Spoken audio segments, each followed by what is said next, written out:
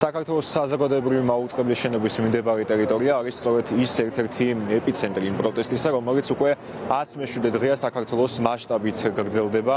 ეს სივრცე ეთმობა სხვა სფეროს წარმომადგენლებს, თუმცა ბოლო დღეებია საზოგადოებრივი მაუწყებლის შენობის მიმდებარე ტერიტორია განსაკუთრებით აქტუალურია თეატრალური უნივერსიტეტის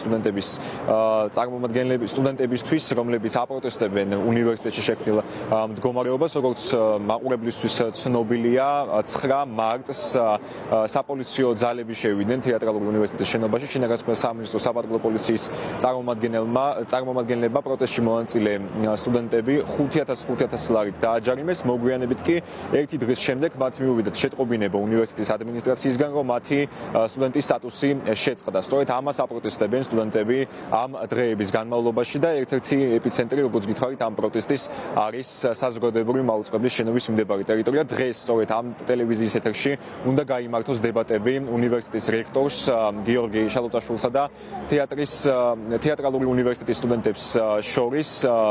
მოქალაქეები სწორედ ამ მიზნით შეიკრიბნენ აქ, რათა მოусმინონ ერთად აი ამ დებატებს, რომელიც გაიმართება პირველი არხის ეთერში. მანამდე 2 დღით ადრე აქციის მონაწილეები საზოგადოებრივი მაუწყებლის შენობასთან შეიკრიბნენ ეთერის მოთხოვნით.